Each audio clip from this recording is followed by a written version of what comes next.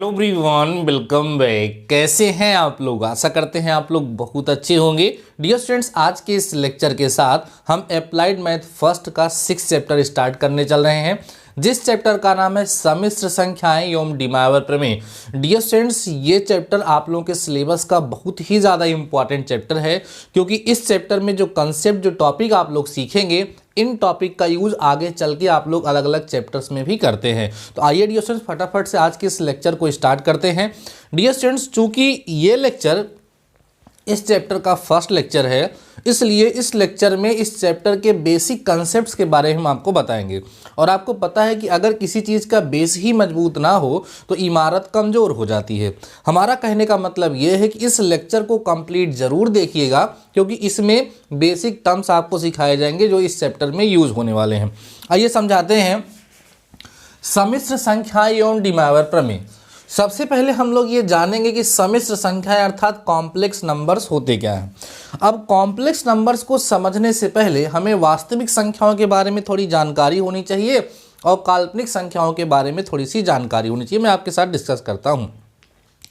देखो dear students, अगर हम आपसे पूछें वास्तविक संख्याएं क्या होती हैं, तो आप सबको पता है वास्तविक संख्याएं क्या होती हैं। परिमेय और अपरिमेय संख्याओं को मिला देने पर वास्तविक संख्याएं प्राप्त होती हैं। या अगर आप क्लास 10th तक ही पढ़े हैं, उसके बाद आप पॉलिटेक्निक में एडमिशन ले लिए हैं, तो क्लास 10th तक जितनी भी संख्याओं के बारे में अभी तक आप लोगों ने स्टडी किया है, वो सारी की सारी संख्याएं वास्तविक संख्याएं ही होती हैं। इन संख्याओं के अलावा संख्याओं की एक और भी दुनिया होती है, जिसको हम लोग काल्पनिक संख्या कहते हैं। इसकी खोज कैसे हुई, क्या है ये, इसके बारे में पहले हम लोग डिस्कस करेंगे। एक बार आयलर नाम के एक मैथमेटिशियन थे, जो एक द्विघात समीकरण अर्थात क्वाड्रेटिक इक्वेशन को सॉल्व कर रहे थे। उसको सॉल्व करते समय उनको प्रॉब्लम हुई और उसका सलूशन वो नहीं फाइंड कर पा रहे थे। देन उन्होंने काल्पनिक संख्या का चर्चा की और उसके लिए कुछ नया टर्म दिया, जिसकी हेल्प से उस तरह के द्विघात समीकरण को भी हल किया जाने लगा। अभी आप लोगों से कहा जाए कि भैया आपको एक द्विघात समीकरण दे रहे हैं, उसको आप लोग सॉल्व करिए, तो आपके अंदर ये कॉन्फिडेंस होगा कि सर कोई भी द्विघात समीकरण दीजिए, कोई भी क्वाड्रेटिक इक्वेशन देखिए, हम लोग आराम से सॉल्व कर लेंगे। क्योंकि सर द्विघात समीकरण को हल करने के हमारे पास बहुत सारे मेथड हैं। पहले हम गुणनखंड करेंगे, गुणनखंड हो जाएगा तो बेस्ट है, नहीं करेगा तो हम फार्मूला लगा देंगे, और फार्मूला लगाने से प्रत्येक द्विघात समीकरण का हल तो हो ही जाता है, तो हम लोग कर लेंगे। लेकिन आइए देखते हैं कि आयलर नाम के मैथमेटिशियन किस द्विघात समीकरण को हल कर रहे थे और उन्हें क्या प्रॉब्लम हो रही थी। वो डियर स्टूडेंट्स द्विघात समीकरण x² + 4 = 0 को सॉल्व कर रहे थे। अब यह एक द्विघात समीकरण है, इतना आसान सा है ना, जरा इसको सॉल्व करिए आप लोग। जब इसको आप सॉल्व करेंगे तो x² = -4 आएगा। ध्यान से समझते चलिएगा, लेक्चर बहुत ही ज़्यादा इंपॉर्टेंट है।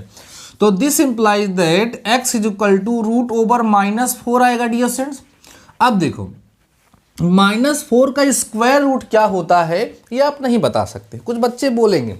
देखो डियर स्टूडेंट्स, अगर -4 का स्क्वायर रूट आप +2 लिखते हो, सपोज करिए, तो इस 2 का स्क्वायर करने पर तो 4 आएगा, -4 नहीं आएगा।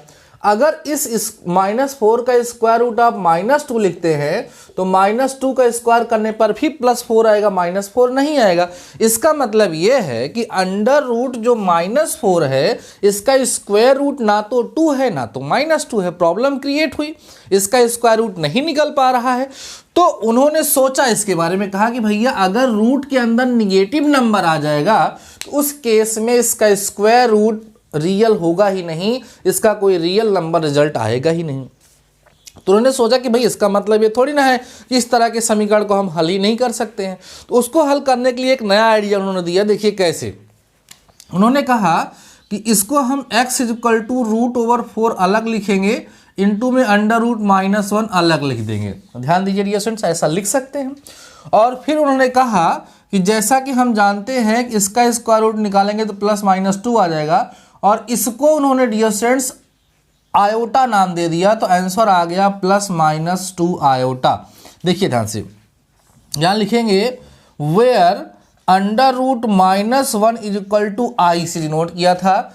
इस i का पूरा नाम डियर स्टूडेंट्स आयोटा होता है। इसको आइलर नाम के मैथमेटिशियन ने बताया था, जिसकी सहायता से ऐसे द्विघात समीकरण का भी हल पॉसिबल हो गया जिसके मूल वास्तविक नहीं काल्पनिक होते हैं। तो ध्यान रखिएगा, अगर रूट के अंदर निगेटिव नंबर आया जैसे √-9, तो ये कौन सी संख्या हो गई? काल्पनिक संख्या हो गई। √-7 कौन सी संख्या हो गई? काल्पनिक, क्योंकि इसका कोई भी वास्तविक मान नहीं होगा। इन सब को हल करने के लिए ऐसे √9 × √-i लिखना पड़ेगा। इसकी वैल्यू +-3, इसकी वैल्यू आयोटा हो जाएगी, तो +-3 आयोटा इसका आंसर आएगा। ऐसे ही इसको हम √7 × √-1 लिखेंगे, तो √7 यहाँ रहेगा, √7 आयोटा +- के साथ ये आंसर हो जाएगा। तो ये है डियर स्टूडेंट्स काल्पनिक संख्या। तो आप समझ लीजिएगा, ध्यान रखिएगा, जिस संख्या के साथ आयोटा लगा होगा, आई लगा होगा, उसे हम लोग कौन सी संख्या कहेंगे? काल्पनिक संख्या कहेंगे। या रूट के अंदर अगर निगेटिव नंबर आ जाता है तो उसे भी हम काल्पनिक संख्या के नाम से जानते हैं। क्लियर हो रही हैं बातें? देखिए, जैसे वास्तविक संख्या होती है, ध्यान से समझना डियर स्टूडेंट, जैसे वास्तविक संख्या और जिसको हम लोग इंग्लिश में क्या बोलते हैं? Real numbers. ध्यान से सुनिए हमारी बात, रियल नंबर्स, और होती है काल्पनिक संख्या। काल्पनिक संख्या जिसको हम इंग्लिश में बोलेंगे dear students imaginary number. Imaginary number, इसकी एक स्पेशल पहचान मैं आप लोगों को बता रहा हूँ। जब आप किसी भी रियल नंबर का स्क्वायर करेंगे, जब किसी भी वास्तविक संख्या का वर्ग करेंगे, तो हमेशा पॉजिटिव हो जाएगी। ध्यान रखना, किसी भी वास्तविक संख्या का वर्ग सदैव क्या होता है? पॉजिटिव होता है। जबकि हम किसी काल्पनिक संख्या का अगर वर्ग करेंगे तो वो हमेशा निगेटिव आता है। ये सबसे बड़ी इसकी पहचान है। बाकी ये चीज़ें आपको समझ में आई होंगी। आई होप आपको समझ में आ गया कि आयोटा क्या है, आयोटा को खोजने की आवश्यकता क्यों पड़ी, और आयोटा की वैल्यू क्या होती है। इतनी बातें सबको समझ में आ गई। आयोटा जानने के साथ साथ आप लोगों को काल्पनिक संख्या का भी थोड़ा सा बेसिक सा नॉलेज हो गया। अब देखिए, फर्स्ट टाइप जो हम लोग डिस्कस करेंगे, फर्स्ट टाइप का क्वेश्चन जो आपके एग्जाम में आता है वो आयोटा की पावर पर ही आता है। तो आइए हम लोग डिस्कस करते हैं आयोटा की पावर पर। यहाँ लिखेंगे आई की घात, बड़ा इंपॉर्टेंट प्रकरण होगा। आई की घात, जिसको हम लोग इंग्लिश बोलेंगे power of iota. Power of iota, iota की पावर। ठीक, तो आयोटा की पावर का क्या मतलब है समझाता हूं, समझिएगा। आई की काफ़ी बड़ी बड़ी पावर्स लगी, जैसे आई की पावर 101 दे दिया जाएगा, आई की पावर 117 दे दिया जाएगा, या आई की पावर 1000 दे दिया जाएगा, और उसकी वैल्यू आप लोगों से पूछी जाएगी। ये सबसे छोटे और सबसे आसान क्वेश्चन हुआ करते हैं। आइए समझिए इसको, ठीक है, बेहतर तरीके से।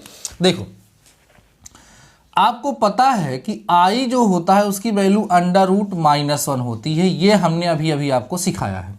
यहाँ लिख लीजिएगा, वी नो दैट। ठीक, ऐसा हम लोग जानते हैं। क्या जानते हैं? कि आयोटा की जो वैल्यू है वो √-1 होती है। अगर दोनों साइड स्क्वायर कर दें तो आई स्क्वायर की जो वैल्यू है डियर स्टूडेंट्स वो -1 आएगी। ऐसे ही अगर हम आई की पावर 3 लिखें तो आई की पावर 3 को आई स्क्वायर × आई लिखेंगे। अब आई स्क्वायर की वैल्यू -1 × आई, कुल मिला के इसकी वैल्यू जो आएगी वो -i आएगी। ऐसे ही अगर हम आई की पावर 4 लिखें, इसको हमको क्या लिखना है? आई स्क्वायर × आई स्क्वायर लिख सकते हैं। आई स्क्वायर की वैल्यू -1, आई स्क्वायर की वैल्यू -1, -1 × -1 कितना आ जाएगा? +1। ध्यान से समझते चलो, बहुत इंपॉर्टेंट रिजल्ट फाइंड करके आपको दिखाने वाला हूँ। अब अगर यहीं पर आयोटा की पावर 5 लगे, इसको हम आयोटा की पावर 4 × आयोटा लिख सकते हैं, जिसका वैल्यू आयोटा है, क्योंकि आई की पावर 4 का मतलब 1 × i = i हो गया। आई की पावर 6 मतलब आई की पावर 4 × आई की पावर 2, कुल मिला के आई की पावर 4 वैल्यू +1 हो गई। आई स्क्वायर की वैल्यू -1, तो कुल मिला के यहाँ कितना आएगा? -1 आएगा। आई की पावर 7, इसको हम आई की पावर 4 × आई की पावर 3, कुल मिला के -i आएगा। फिर आई की पावर 8, इसको हम आई की पावर 4 होल का स्क्वायर, तो कुल मिला के कितना आ जाएगा? 1 आ जाएगा। बस इतना ध्यान दीजिए सभी लोग। देखो डियर स्टूडेंट्स, यहाँ पर हमने आयोटा की पावर पर डिस्कस करना स्टार्ट किया, आपको समझाना शुरू किया। यहाँ पर आई की जो वैल्यू है √-1 होती है, सबको पता है। आई का स्क्वायर किया मैंने, ध्यान दो, आई का स्क्वायर किया तो -1, इसको हमेशा याद रखिएगा, आई स्क्वायर की वैल्यू -1 होती है। अब देखो, आई की घात को लगातार बढ़ाया गया है, 2 2 3 4 5 6 7 8 देख रहे ना, इसकी पावर्स को लगातार बढ़ाया गया, लगातार इंक्रीज किया गया, लेकिन इसका जो रिजल्ट आ रहा है, इसका जो रिजल्ट आ रहा है वो केवल इतना आएगा, -1 आएगा, 1 आएगा, आयोटा आएगा और माइनस आयोटा आएगा। कहने का तात्पर्य हमारा ये है, जो हमारा ये आई है, जो आयोटा है, इस आयोटा की पावर कितनी भी बड़ी लगाओ, कितनी भी बड़ी लगाओ, इसकी वैल्यू इन चारों में से कोई एक होगी, इन चारों में से कोई एक होगी, इसके अतिरिक्त इसकी कोई और वैल्यू नहीं आएगी। ध्यान समझिए, आयोटा की पावर आई की घात कितनी भी बड़ी लगी होगी, उसकी वैल्यू या तो -1 आएगी, या तो +1 आएगी, या तो आयोटा आएगी, या तो माइनस आयोटा आएगी। अब हम कैसे जानेंगे कि अब की बार कौन आएगी, मीन्स किस बार क्या वैल्यू आएगी, इसको हम लोग किस तरीके से डिटरमाइन कर सकते हैं। तो आइए मैं उसको समझाने का प्रयास कर रहा हूँ। यहाँ पर फार्मूला आपको नोट करना है, मैं आपको उसको समझा भी रहा हूँ, ध्यान देना। फार्मूला है डियर स्टूडेंट्स, अगर आयोटा की पावर 4k के फॉर्म में है तो इसकी वैल्यू 1 आएगी, 4k + 1 के फॉर्म में है तो वैल्यू आयोटा आएगी, आई की पावर 4k + 2 के फॉर्म में है तो -1 आएगी, आई की पावर 4k + 3 के फॉर्म में इसकी वैल्यू जो है वो माइनस आयोटा आएगी। ये है फार्मूला। कहने का मतलब जो आयोटा की पावर लगी हुई होगी, अगर वो 4 का मल्टीपल होगी, मतलब वो 4 से पूरी तरीके से कट जाएगी, शेषफल 0 आएगा, तो उसकी वैल्यू हमेशा +1 आएगी। समझ रहे हैं? लेकिन आयोटा की जो पावर है, अगर उसको हमने 4 से डिवाइड किया और शेषफल 1 बचा तो उसकी वैल्यू प्लस आयोटा आएगी। उसके बाद फिर देखो ध्यान से, आयोटा की पावर 4k + 2, मतलब जो पावर है उसको अगर हमने 4 से डिवाइड किया, उसको 4 से भाग दिया और शेषफल 2 आया, रिमाइंडर 2 आ गया, तो उसकी वैल्यू -1 होगी। अगर उसको हमने 4 से डिवाइड किया और उसके बाद पावर में मतलब शेषफल 3 बच गया तो उसकी वैल्यू माइनस आयोटा होगी। इसको रटना भी नहीं है, मैं आपको एक्सप्लेन करके समझाता हूँ what is the reason behind this. देखो, आयोटा की पावर 4k की वैल्यू, कहने का मतलब जो आई की पावर है अगर वो 4 से पूरी तरीके से डिविजिबल है तो उसकी वैल्यू 1 क्यों आती है? क्योंकि डियर स्टूडेंट देखो, इसको समझो सब लोग, इस चीज़ को हम आई की पावर 4 और होल की पावर k लिख सकते हैं कि नहीं? अब आपको पता है कि आई की पावर 4 की वैल्यू 1 होती ही है, तो 1 की पावर k लगाओगे तो आंसर 1 ही आएगा। इस तरीके से इसको हम सॉल्व करेंगे। दूसरा केस जैसे लिखा आई की पावर 4k + 1, तो इसका मतलब है इसको आई की पावर 4k × i लिख सकते हैं ना, क्योंकि मल्टीप्लाई में पावर साइड होती है। अब इसकी वैल्यू 1 होती ही है तो 1 × आयोटा को मिला के आयोटा आ जाता है। देखो वही हमने यहाँ पे लिख दिया है। ऐसे ही हमारे पास आई की पावर 4k + 2 जो है, इसको हम आई की पावर 4k × i² लिख सकते हैं। अब इसकी वैल्यू 1 होगी, इसकी वैल्यू -1 तो -1 आ जाएगा। ऐसे ये भी हमारा हो जाएगा। कुल मिला के जो 4 के फॉर्म में कन्वर्ट हो गया उस पर हमें विचार करने की आवश्यकता नहीं है, उसकी वैल्यू 1 हो जाती है। बाद में जो ये पावर बचती है, ये जो बाद में पावर बचती है वही डिफाइन करती है कि उसकी वैल्यू क्या होगी। आई होप आपको ये फार्मूला, ये कंसेप्ट समझ में आया होगा। इसको आप लोग फटाफट से नोट करिए, देन कुछ छोटे छोटे प्रॉब्लम्स आप लोगों के साथ डिस्कस करते हैं जिससे आप लोगों को समझ में आ जाएगा। डियर स्टूडेंट्स, अभी हम काल्पनिक संख्याओं के बारे में चर्चा कर रहे हैं। अभी तक हम लोगों ने सम्मिश्र संख्या के बारे में कुछ भी डिस्कस नहीं किया कि सम्मिश्र संख्याएं अर्थात कॉम्प्लेक्स नंबर्स होते क्या है। लेक्चर को अगर अभी तक आप लोगों ने लाइक नहीं किया है तो लेक्चर को अभी तक आप लोग लाइक कर दीजिए भाई। और अगर आपको लेक्चर पसंद आ रहा हो, नया चैप्टर स्टार्ट हुआ है, समझ में आ रहा हो, तो अपने दोस्तों के साथ एक बारी शेयर कर दीजिए। आइए आगे बढ़ते हैं। जैसे डियर स्टूडेंट्स कह दिया जाए फाइंड द वैल्यू ऑफ, मान ज्ञात करिए। आयोटा की पावर 41 पहला हो गया। आई की पावर जो है यहाँ पे कह दिया जाए, दूसरा क्वेश्चन देख लीजिए, आई की पावर 102 कर दिया जाए, ठीक। थर्ड हो जाए आई की पावर 1000 कर दिया जाए। ऐसे फोर्थ हो जाए आई की पावर जो है -47 कर दिया जाए। और इनकी वैल्यू हमें फाइंड करनी हो तो हम कैसे फाइंड करेंगे? देखो सॉल्यूशन देखिए, इनकी वैल्यूज़ को फाइंड करने का मेथड क्या होगा, बड़ा ही आसान है। देखो आई की पावर 41, तो देखो इसको हम आई की पावर 4 होल की पावर 10 × i लिख सकते हैं। कुल मिलाकर के इसको 4 घात मिले 10 चौक 40 और 1 41। अब इसकी वैल्यू कितनी हो जाएगी 1। ऐसे देखो 1 की पावर 10 और इंटू आयोटा, कुल मिला के आंसर कितना आएगा आयोटा, ये आपका आंसर हो जाएगा। कितना सिंपल था ना। और देखिए ये सेकेंड वाला पार्ट देखिए थोड़ा सा, i की पावर 102 है, इसको हम i की पावर 4 होल की पावर 25 इंटू आई स्क्वायर लिख सकते हैं। 25 चौका 100 और 2 102 हो जाएगा। अब इसकी वैल्यू 1 की पावर 25 और आई स्क्वायर की वैल्यू -1, तो कुल मिला के -1 जो होगा इसका आंसर हो जाएगा। समझ रहे हैं सिंपली आप लोग इसको। और देखिए इसको देखो थर्ड वाला देखो, i की पावर 1000 लिखा है, इसको i की पावर 4 होल की पावर 250 आप लिख सकते हैं, है ना। अब इसका मतलब 1 की पावर 250, कुल मिलाकर के आंसर 1 आ जाएगा। समझ रहे हैं। और देखिए ध्यान से इसको, यहाँ पर आयोटा की पावर -47 लिखा है, इसको हम 1 अपान आयोटा की पावर 47 लिख सकते हैं। तो 1 अपान यहाँ पर देखिए ध्यान से, आयोटा की पावर 4 होल की पावर 11 और आयोटा की पावर 3 हो जाएगा। तो आयोटा की पावर जो 4 है इसकी वैल्यू 1, ये 1 हो गया, 1 अपान कुल मिला के 1 अपान ये -1 अपान आई आंसर हो जाएगा। बाद में आप लोग इसको देखेंगे कॉन्जुगेट से मल्टीप्लाई भी किया जाएगा। तो आई होप आप लोगों को ये समझ में आ गया होगा कि आयोटा की पावर कितनी भी बड़ी लगी हुई होगी उसकी वैल्यू को आप लोग आसानी से फाइंड कर लेंगे। मैंने आपको फार्मूला भी बता दिया है, साथ ही साथ वो फार्मूला कैसे बना है ये भी मैंने आप लोगों के साथ डिस्कस कर लिया है। अब एक छोटी सी ट्रिक है, उसके बिहाफ पर कभी कभी आपके एग्जाम में क्वेश्चन डायरेक्ट पूछ लिए जाते हैं। आइए उस पर थोड़ी सी चर्चा करते हैं, ठीक है। जब आयोटा की 4 लगातार घातों का योगफल किया जाता है तो उसकी वैल्यू हमेशा 0 आती है। ध्यान दीजिए, एक थ्योरम है, इसको आप लोग नोट कर लीजिएगा। आयोटा की पावर m, ठीक, और प्लस आयोटा की पावर m+1 प्लस आयोटा की पावर m+2 प्लस आयोटा की पावर m+3 = 0। ये थ्योरम है कि i की अगर 4 लगातार घातें होंगी तो उन सबको जोड़ेंगे तो आंसर हमेशा कितना आएगा 0। एक थोड़ा सा यूज़ दिखाते हैं फिर इसको प्रूफ करके दिखाते हैं। देखिए ध्यान से यूज़ क्या है। जैसे आयोटा की पावर 4 है प्लस आयोटा की पावर 5 प्लस आयोटा की पावर 6 आयोटा की पावर 7, इसको बिना साल की आप 0 लिख सकते हैं। जैसे आयोटा की पावर 107 है प्लस आयोटा की पावर 108 है प्लस आयोटा की पावर 109 है प्लस आयोटा की पावर 110 है, इसकी वैल्यू भी 0 आ जाएगी क्योंकि 4 लगातार घातें। ऐसे कितनी भी बड़ी घात लगी हुई होगी, अगर 4 कॉन्सिक्यूटिव लगातार घातें वहाँ पर होंगी तो उसका योगफल सदैव क्या हो जाएगा 0 हो जाएगा। इस ट्रिक का यूज़ करेंगे हम बड़े बड़े क्वेश्चन को सॉल्व करने में, ठीक है। आइए समझिएगा, इसको मैं थोड़ा सा प्रूफ करके आप लोगों को दिखा देता हूँ। देखो डियर स्टूडेंट्स, इसका प्रूफ देखिए बड़ा आसान है, याद भी रखिएगा आप लोग इसको।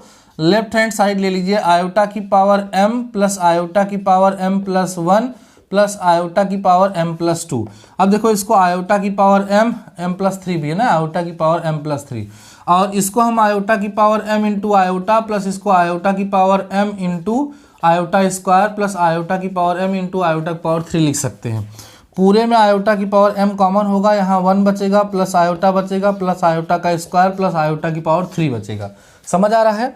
अब सॉल्व करिए तो आयोटा की पावर m बचेगा, यहाँ 1 बचेगा प्लस आयोटा, आई स्क्वायर की वैल्यू कितनी होती है -1 और आई की पावर 3 मतलब -i, ये इससे कैंसिल हो गया, ये इससे, कुल मिलाकर के आयोटा की पावर m इंटू 0 आएगा तो कुल मिला के कितना आ जाएगा 0 हो जाएगा। तो इस चीज़ को आप विशेष रूप से ध्यान रखेंगे कि आयोटा की 4 लगातार घातें लिखी हों 4 इक्वल पावर्स मतलब कॉन्सिक्यूटिव, तो उनका योगफल जो होगा सदैव कितना आएगा डियर स्टूडेंट्स 0 आएगा। इस चीज़ को आपको ध्यान रखने की आवश्यकता है। तो ये हम लोगों ने डिस्कस कर लिया कि आयोटा क्या होता है।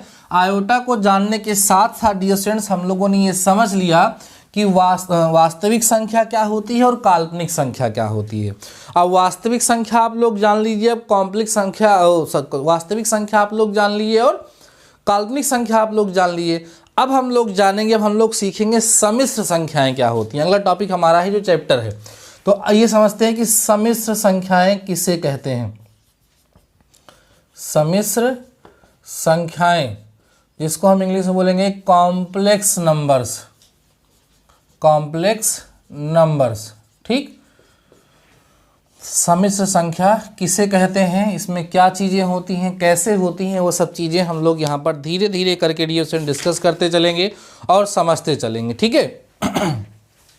देखिए जैसे कहते हैं एक संख्या,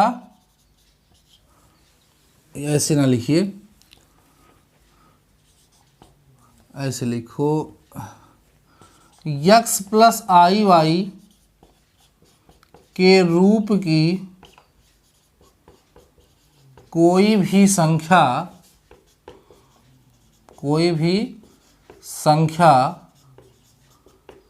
सम्मिश्र संख्या कहलाती है, सम्मिश्र संख्या कहलाती है। ध्यान दो, इसे z से प्रदर्शित किया जाता है। ध्यान समझिए, हमने बोला कि x प्लस आई वाई के रूप की कोई भी संख्या होगी, मीन्स ऐसी संख्या जो x प्लस आई वाई के रूप की होगी, ऐसी संख्या को हम लोग सम्मिश्र संख्या कहते हैं। सम्मिश्र संख्या को हम लोग z से प्रदर्शित करते हैं, अर्थात हम ये कह सकते हैं कि z is equal to x plus i y एक सम्मिश्र संख्या है। एक क्या है? सम्मिश्र संख्या है, एक कॉम्प्लेक्स नंबर है। अब देखो डियर स्टूडेंट्स, ठीक है, अब ये जो z equal to x plus i y हमारे पास कॉम्प्लेक्स नंबर आया है, इस कॉम्प्लेक्स नंबर में ये जो x होता है इसको हम बोलते हैं रियल पार्ट ऑफ z, जिसको हम शॉर्ट में RE ऑफ z से रिप्रेजेंट करते हैं। समझ में आ रहा है? जो x होगा जिसके साथ आयोटा नहीं लगा होगा उसे इस कॉम्प्लेक्स नंबर, इस सम्मिश्र संख्या का वास्तविक भाग कहते हैं। क्या कहेंगे इसको? इसका हम लोग वास्तविक भाग कहेंगे, इसको हम लोग इसका रियल पार्ट कहते हैं। और ये जो y होता है ये इसका डिस्टेंस काल्पनिक भाग कहलाता है। क्या कहलाएगा? काल्पनिक भाग, जिसको हम लोग क्या कहते हैं इंग्लिश में? Imaginary part. इमेजिनरी पार्ट के नाम से इसको हम लोग जानते हैं। ठीक है, जैसे इसको हम IM ऑफ z से रिप्रेजेंट करते हैं। इतनी बातें समझ में आ गई। जैसे सपोज कर लीजिए कि हमें z is equal to 3 + 4 iota, z equal to 3 + 4 iota, ध्यान समझना, z इक्वल टू 3 + 4 आयोटा हमें कोई कॉम्प्लेक्स नंबर दिया है और हमें इस कॉम्प्लेक्स नंबर का रियल पार्ट निकालना तो कितना आएगा? 3 आएगा। इसका इमेजिनरी पार्ट निकालना है, कितना आएगा? 4। हाँ, एक चीज़ आपको यहाँ पर ध्यान रखना है, जैसे होता क्या है कि जब z इक्वल टू 5 + 7 आयोटा दिया है तो जब इसका हम लोग रियल पार्ट पूछते हैं तो बच्चे 5 बताते हैं। जब इसका हम लोग इमेजिनरी पार्ट तो बच्चे 7 आयोटा कभी कभी लिख देते हैं। तो ध्यान रखिएगा कि जब हम इमेजिनरी पार्ट लिखेंगे तो उसके साथ आयोटा नहीं लिखा जाएगा। इमेजिनरी पार्ट का मतलब जो आयोटा के साथ है, जो आयोटा के साथ है डियर स्टूडेंट्स, वही क्या कहलाएगा? उसका इमेजिनरी पार्ट। तो ये आयोटा वहां पर नहीं लिखा जाएगा। इमेजिनरी पार्ट कितना होगा? 7 होगा। तो आपको समझ में आ गया होगा। ऐसी जैसे ये क्या है? एक कॉम्प्लेक्स नंबर है, ये एक कॉम्प्लेक्स नंबर है, ये भी क्या है? एक कॉम्प्लेक्स नंबर है। जो भी number x plus i Y या कहीं कहीं इसको a प्लस आई भी या कहीं कहीं कैपिटल A प्लस आई भी लिखा रहता है, तो दोनों का मतलब एक ही है, बस यहाँ पर वेरिएबल x और y यूज हुआ है, इनमें a और b यूज हो गया है। तो जो भी नंबर इस फॉर्म के, इस फॉर्म के या इस फॉर्म के अगर होंगे तो उन्हें हम लोग क्या कहेंगे? कॉम्प्लेक्स नंबर्स कहेंगे। उन्हें हम लोग सम्मिश्र संख्याओं के नाम से जानते हैं। और यहाँ पर जो ये होगा इसको हम रियल पार्ट कहेंगे और इसको हम लोग इमेजिनरी पार्ट कहेंगे। इतनी बातें आप लोगों को समझ में आ चुकी होंगी। अब थोड़ा सा आगे बढ़िए, नोट करते चलिएगा सम्मिश्र संख्या क्या होती है। आई होप आपको समझ में आ गया होगा। कुछ एग्जाम्पल भी आपको मैंने दे दिया, साथ ही साथ कॉम्प्लेक्स नंबर का रियल पार्ट क्या होता है ये भी आप लोग समझ गए, कॉम्प्लेक्स नंबर का इमेजिनरी पार्ट क्या होता है ये भी आप लोग समझ गए। अब थोड़ा सा आगे बढ़िए और समझिए ध्यान से। यहां देखो relations, let z is equal to x plus i y is any complex number. ध्यान देना, कॉम्प्लेक्स नंबर हम लेट कर लेते हैं कि z equal to x plus i y कोई कॉम्प्लेक्स नंबर है, कोई सम्मिश्र संख्या है।